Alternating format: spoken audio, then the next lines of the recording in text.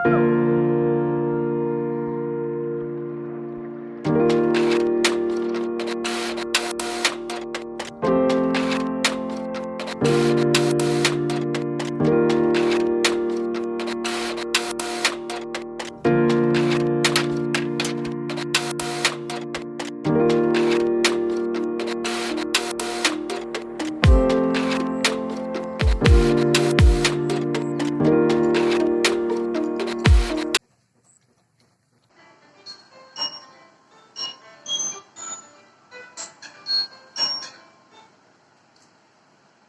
Assalamualaikum.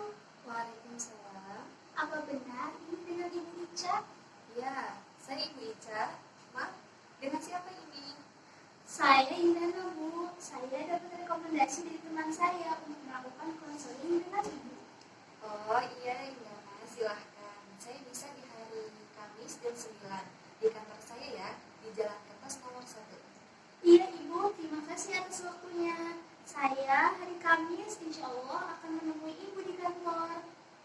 Ya, saya tunggu ya, Kak.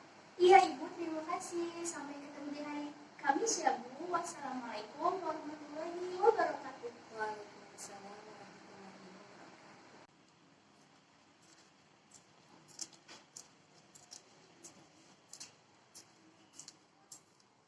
Assalamualaikum. Waalaikumsalam. Iya, Kakak, silahkan masuk. Ibu. Silahkan duduk. Ya, Ibu. Terima kasih, Bu. Saya ambilkan minum terlebih dahulu ya, Kak. Iya, Bu.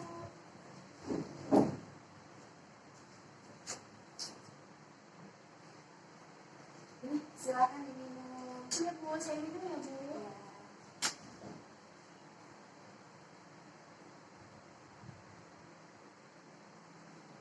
Mohon maaf, Bu. Saya haus karena kebetulan saya dari jauh.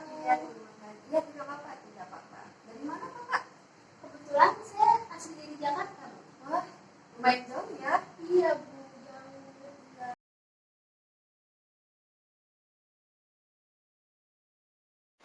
Ya, baik. Sebelumnya saya mohon maaf. Ini dengan kakak siapa ya?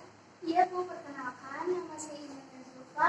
Saya mahasiswi di UIN Sultan Maulana Hasanuddin Banten. Kebetulan saya jurusan dari DKI kelas semester 3 itu. Oke, ini Kak Indana. Iya, Bu.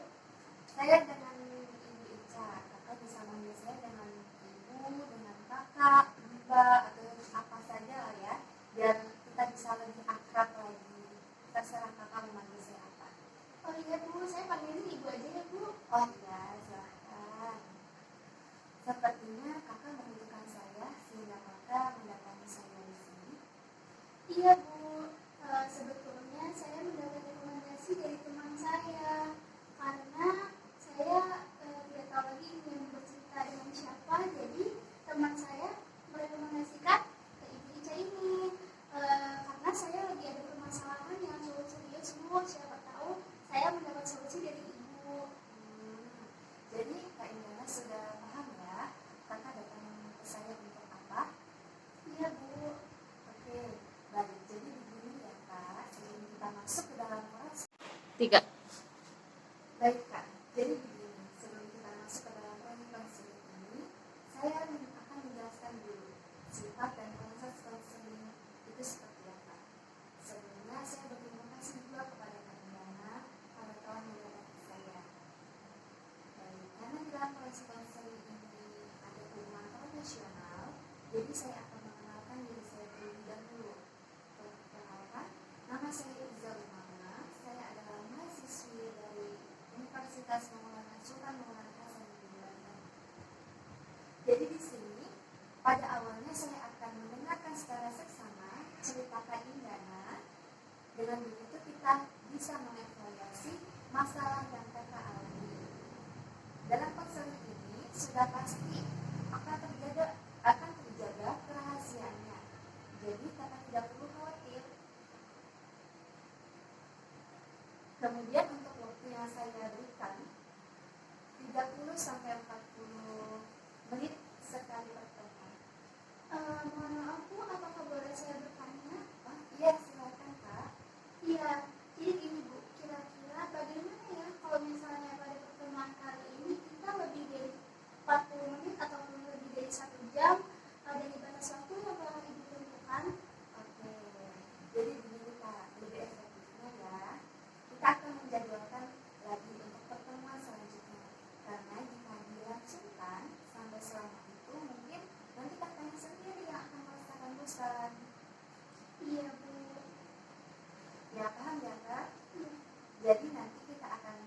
lihat dulu permasalahan kakak.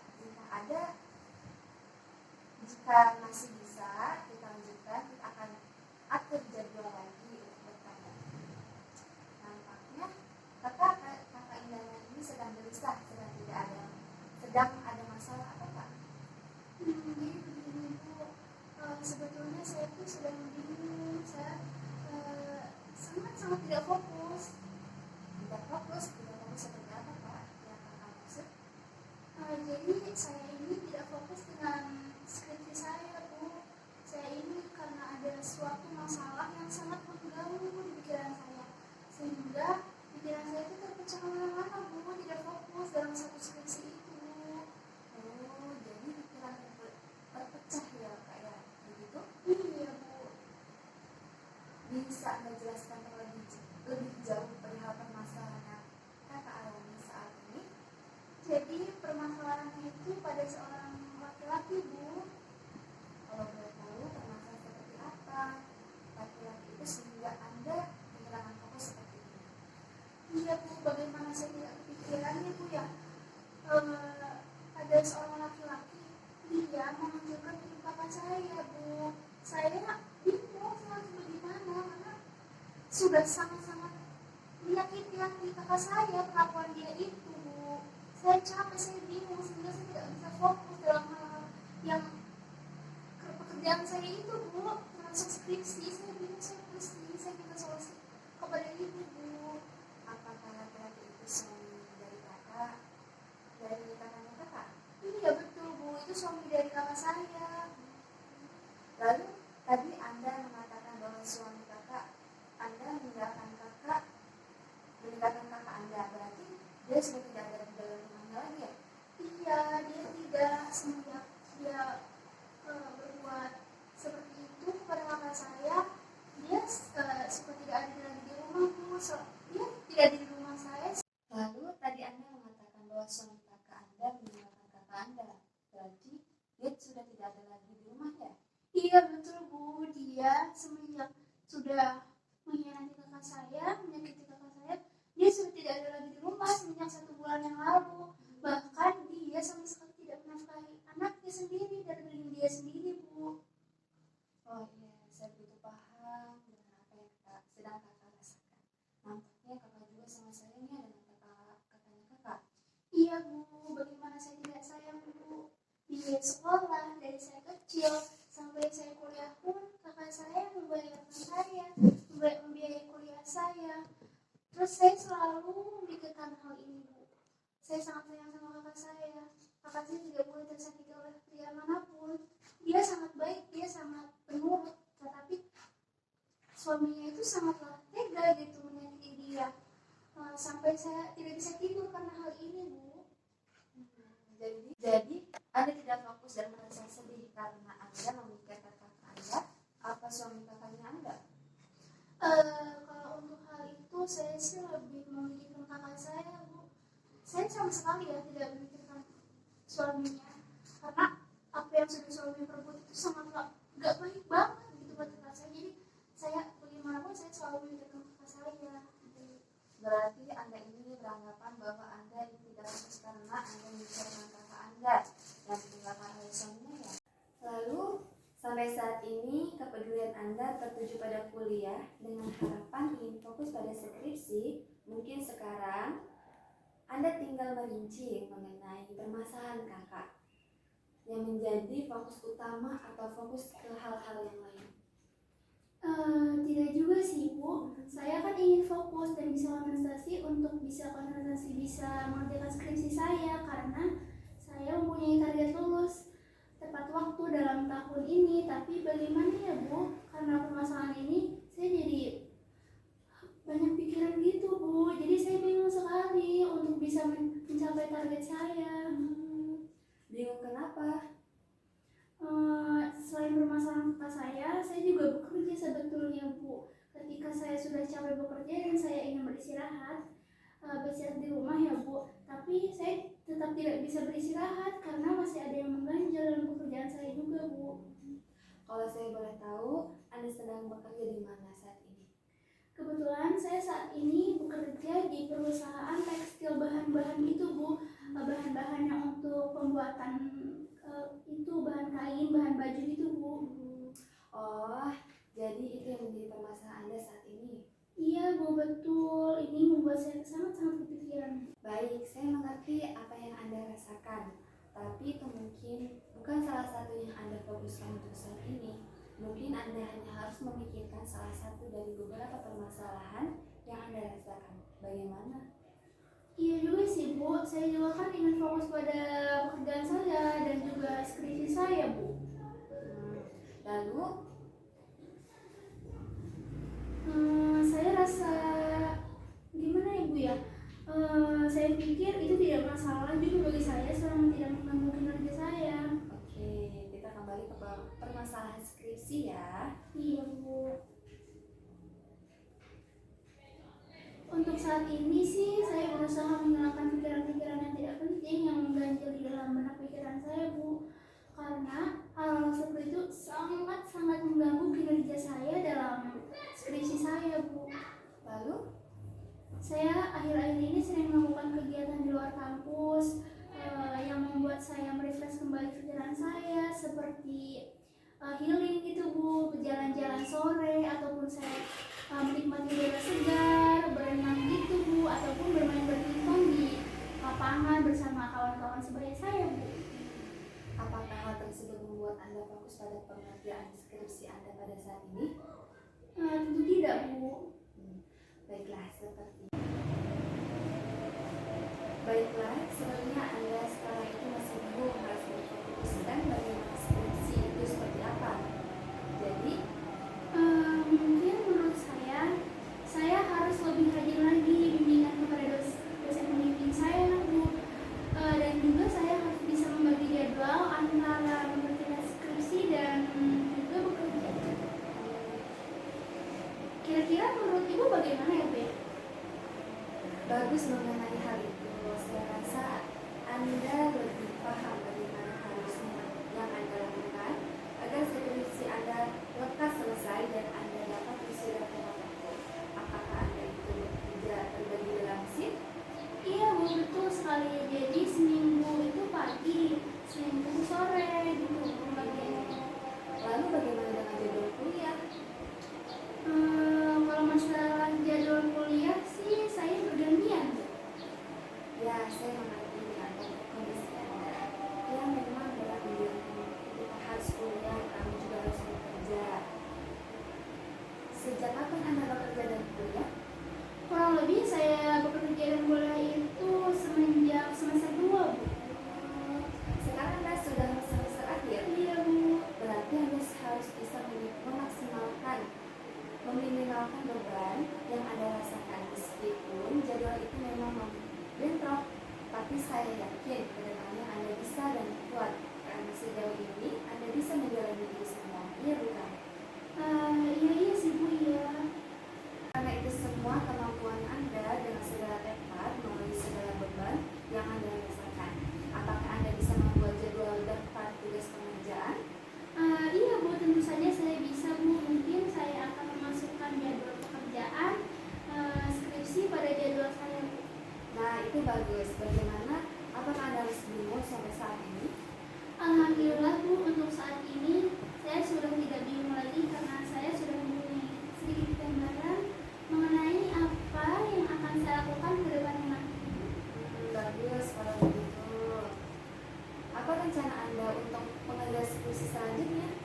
Mungkin saya akan membuat jadwal supaya saya ada waktu untuk membuat skripsi, supaya saya ada waktu untuk bekerja. Jadi intinya dengan jadwal yang saya buat nanti saya bisa memanage waktu dengan baik sebaik mungkin. Saya mengatakan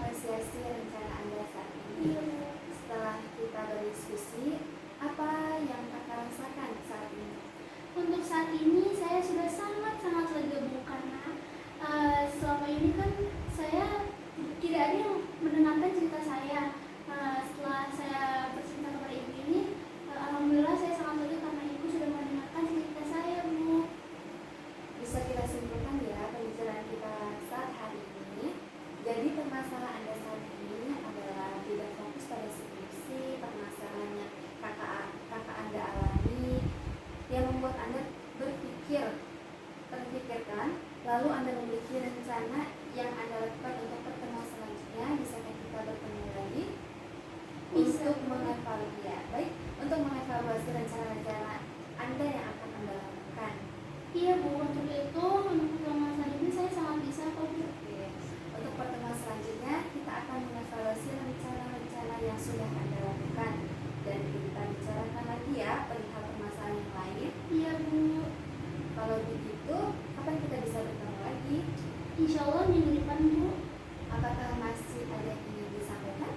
Saya rasa cukup Bu. Mohon doanya ya Bu, semoga skripsi saya berjalan dengan lancar, pekerjaan saya juga dapat bisa dikerjakan sesuai dengan kemampuan saya Bu. Doakan ya Bu. Amin. Oke, kita tutup pembicaraan kita saat ini ya. Iya Bu. Saya sangat berterima kasih kepada Kakak Indana sudah percaya kepada saya dan berterima kasih sebanyak-banyaknya. Iya Bu, benar Bu, saya juga ingin berterima kasih kepada Ibu karena iya. Ibu sudah membantu saya dalam permasalahan ini, sudah membantu memecahkan masalah saya dan membantu motivasi saya untuk bersemangat ke depannya lagi ya Bu. Terima kasih Bu. Iya, sama-sama Kakak. Sebelumnya boleh diisi dulu untuk biodatanya ya. Iya, Kak, iya untuk baik. pertemuan Baik. selanjutnya. Sini ya Bu ya. Ya. Biodatanya.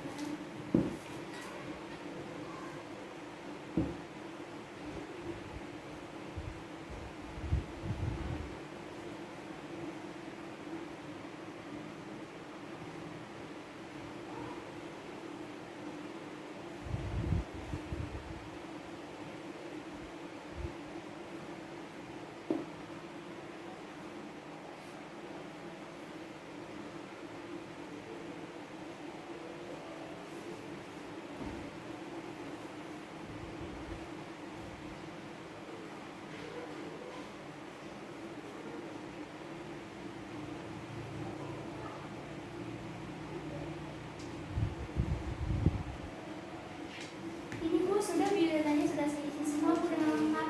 Terima kasih banyak ya Kak. Mungkin bisa diminum lagi Iya ya. Bu, yang diminum ya Bu ya.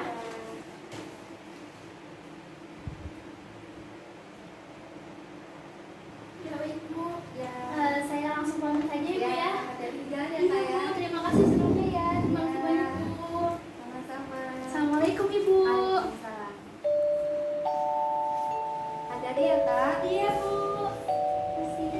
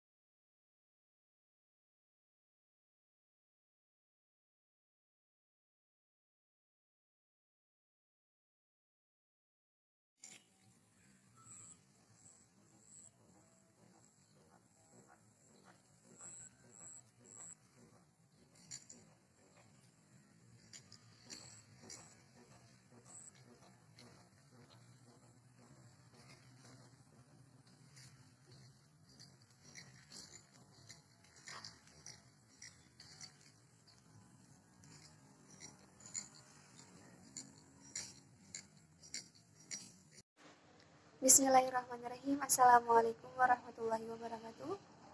Halo teman-teman, di sini saya akan menjelaskan tentang teknik konseling teknik dan keterampilan konseling. Oke, dalam teknik umum, dalam menjalin hubungan dengan konseling itu ada dua jenis, yaitu penstrukturan dan attending. Penstrukturan itu ada penstrukturan penuh dan sebagian, dan attending itu menjadi ada tiga, yaitu 3M dan kontak mata, posisi duduk. Nah, di sini kita akan membahas itu semua, apa aja yang ada dalam teknik keterampilan.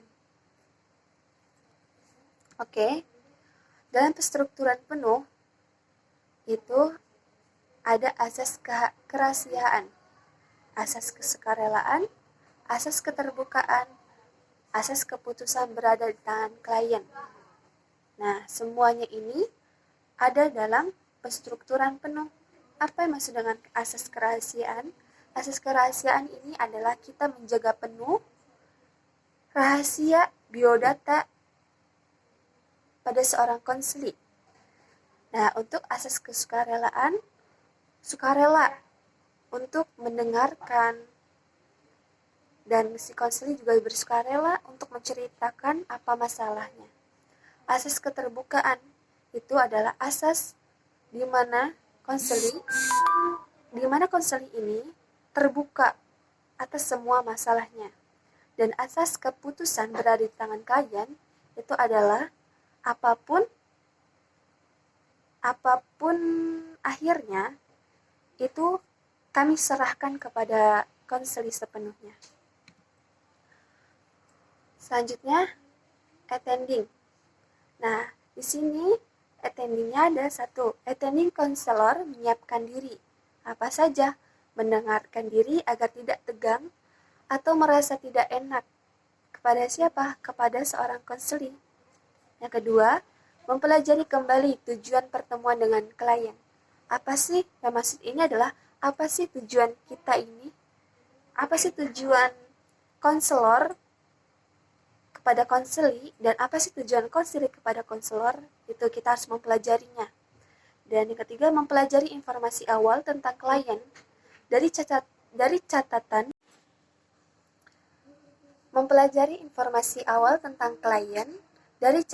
yang ada atau sumber-sumber lainnya. Jadi kita harus mengenali klien kita terlebih dahulu. Yang kedua, yaitu tentang attending menyiapkan klien. Apa aja sih?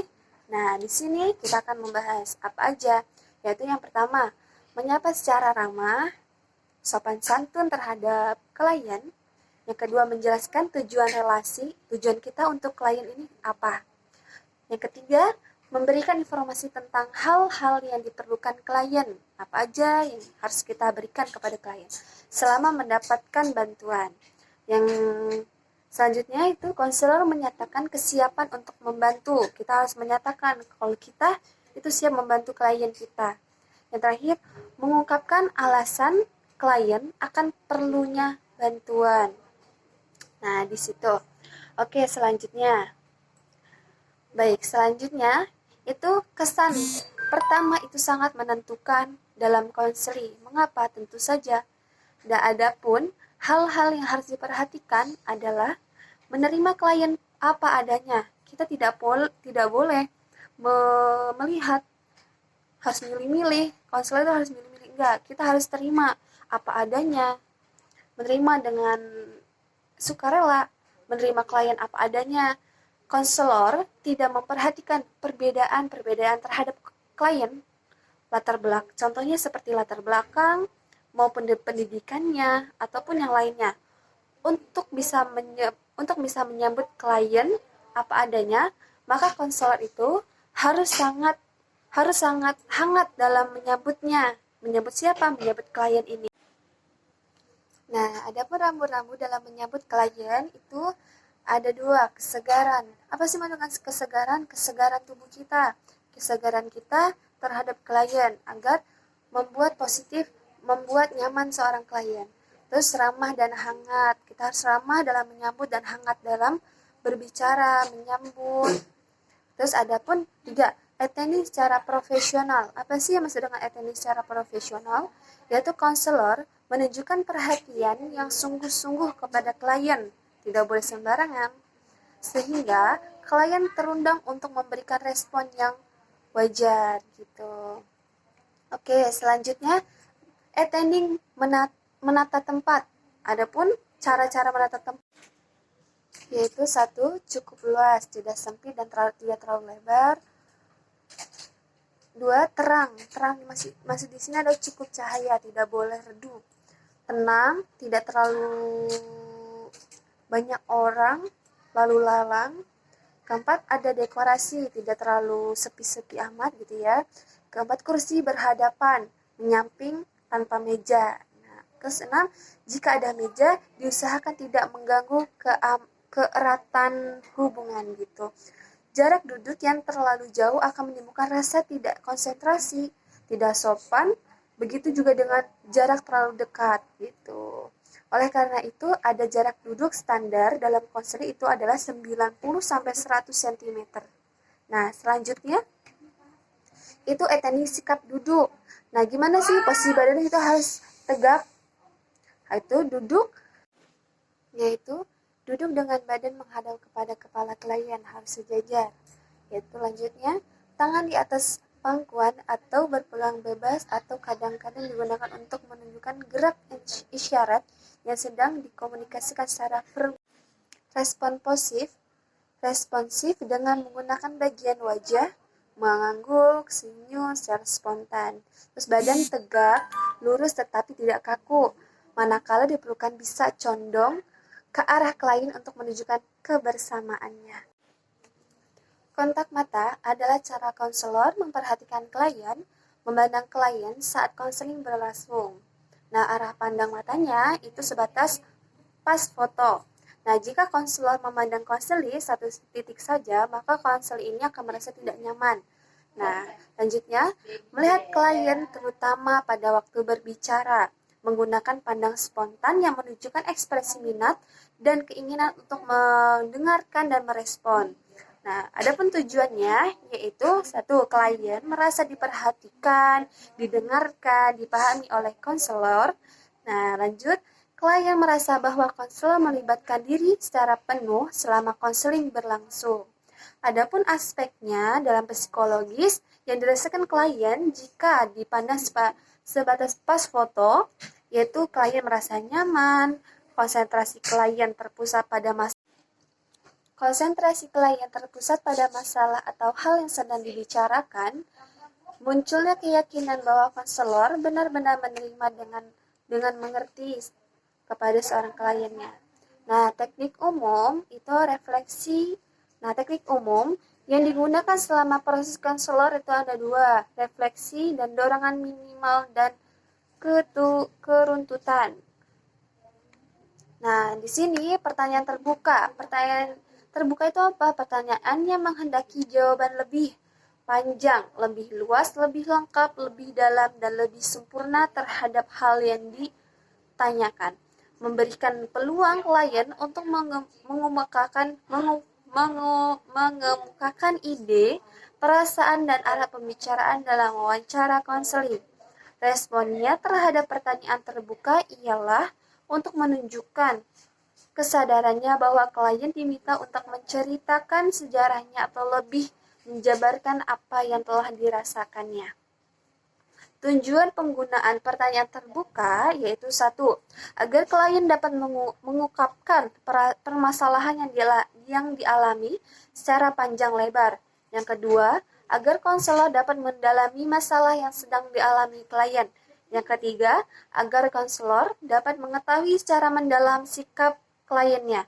Yang keempat, agar pembicara lebih terpusat pada masalah klien. Oke. Pertanyaan-pertanyaan yang disarankan, contohnya, membantu memulai wawancara. Apa yang akan saudara bicarakan hari ini? Bagaimana keadaan saudara sejak pertemuan terakhir kita? Terus, membantu klien menguraikan masalahnya. Contohnya, cobalah saudara menceritakan lebih dalam lagi tentang hal ini. Atau bagaimana perasaan saudara pada saat kejadian itu? Nah, lanjut. Pertanyaan yang tidak disarankan. 1. Pemakaian pertanyaan tertutup yang terlalu sering. 2. Pengajuan pertanyaan lebih dari satu pada waktu yang sama. Yang ketiga, pengajuan pertanyaan mengapa, kenapa, itu tidak dibolehkan. Yang keempat, memasukkan jawaban dalam pertanyaan Anda. Selanjutnya, yaitu keseluruhan proses 3M. Yang mesti M, mendengarkan, memahami, dan merespon. Keruntutannya seluruh tahap proses layanan konseling. Nah, lanjutnya keseluruhan tekniknya. Dari 3M itu keruntutan. Selanjutnya pengertian. Pengertian yang dimaksud ini adalah dorongan minimal adalah gerakan anggota tubuh, pengulangan kata kunci yang menunjukkan bahwa konselor mempunyai perhatian dan ikut serta dalam pembicaraan klien. Lanjut, tujuannya itu membentuk dorongan minimal, contohnya yaitu verbal dengan menggunakan kata-kata seperti ya, terus, lalu, ibumu, dan sebagainya. Kalau non-verbal yaitu dengan menggunakan isyarat atau bahasa tubuh lainnya seperti anggukan, senyuman, dan sebagainya. Waktu penggunaannya kapan? Waktu menggunakan di dorongan minimal adalah selama proses konseling berlangsung pada saat-saat yang tepat. Saat yang tepat adalah saat saat klien terhenti berbicara atau klien tertegun. Klien menoleh pada konselor juga pada saat penafsiran. Nah, itu waktu-waktunya ya. Refleksi. Maksud dengan refleksi adalah memantulkan kembali apa yang dirasakan dan dipikirkan oleh klien. Tujuannya itu adalah agar klien merasakan bahwa konselor benar-benar sedang berusaha memahami apa yang dikatakannya, mengerti dengan tepat apa yang dimaksud dengan klien. Konselor menerima klien apa adanya, menumbuhkan kesan yang lebih mendalam, memudahkan klien memperoleh pengertian dan pemahaman diri yang lebih jauh. Nah, jenis-jenis refleksi itu ada 4. Refleksi O, refleksi negatif, refleksi hayalan, dan refleksi positif. Refleksi O itu refleksi yang tidak ada kelanjutannya. Konselor merefleksikan isi pembicaraan klien atau perasaannya, namun tidak terlalu penting oleh klien. Refleksi negatif yaitu membuat klien mempertahankan diri, misalnya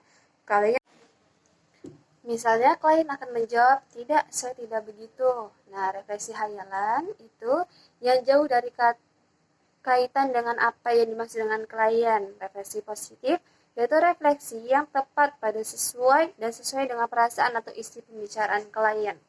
Nah, bentuk-bentuk refleksi itu ada 2, refleksi isi, refleksi perasaan. Apa dengan refleksi isi? Yaitu konselor menafsirkan secara singkat dan sederhana informasi yang diberikan klien.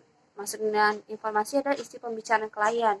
Refleksi perasaan yaitu konselor menyatakan kembali pembicaraan klien yang mengandung pesan emosional atau perasaan klien. Syarat dalam refleksi tidak boleh negatif. Kalimat berbentuk pernyataan, bukan pertanyaan. Bahasa yang digunakan harus pendek, singkat, dan padat. Kalimat yang digunakan itu jelas dan mudah ditanggap oleh klien. Refleksi hendaknya tepat, baik isi maupun makna. Isi refleksi adalah pokok pikiran, pokok perasaan klien. Respon klien mestinya iya. Itu bertanda refleksi tepat. Kalimat harus jelas dan langkah-langkah dalam refleksi itu melaksanakan 3M dengan baik, kenali perasaan yang terkandung dalam pernyataan klien dengan baik, dengan empati, tangkap isi yang terkandung dalam pernyataan klien, pemantulan atau alih ungkapan perasaan klien atau isi pembicaraan klien tersebut dengan kalimat pernyataan. Konselor mampu menyarikan apa yang disampaikan oleh klien. Sampaikan refleksi dengan kalimat konselor sendiri.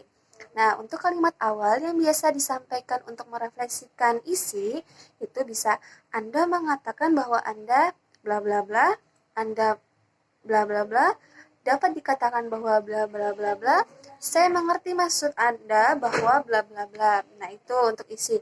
Tapi kalau kalimat awalnya bisa disampaikan untuk merefleksikan perasaan, itu Anda merasakan bla bla bla, Anda merasakan bla bla bla karena bla bla bla. Kalimat kelihatannya Anda bla bla bla, tampaknya Anda bla bla bla. Ya, semacam itu ya. Selanjutnya, nah, itu adalah macam-macam tekniknya. Semoga bisa dimengerti. Nah, untuk contoh refleksi, misalnya klien dan konselor. Klien, hubungan kami sudah lama Pak, sampai sekarang sudah 5 tahun. Tiba-tiba dia memutuskan hubungan ini Pak, padahal orang tua sudah mengetahui hubungan ini. Konselor, hubunganmu sudah berjalan cukup lama. Refleksi O. Itu contoh refleksi O. Nah, untuk refleksi hayalannya, Anda merencanakan untuk segera menikah dan punya anak. Nah, itu refleksi hayalan, menghayal kemana-mana. Dan untuk refleksi negatif, itu Anda orang yang mudah hanyut perasaan, itu negatif ya. Untuk refleksi plus isi, nah Anda ingin tahu, bisa konsul mengatakan, Anda ingin tahu alasan dia memutuskan hubungan dengan Anda. Nah, itu. Dan untuk refleksi plus perasaan, yang tadi isi, yang sekarang perasaan. Dan untuk refleksi plus perasaan, itu konsul bisa mengatakan Anda sangat kecewa dengan perlakuan dia itu. Nah, itu.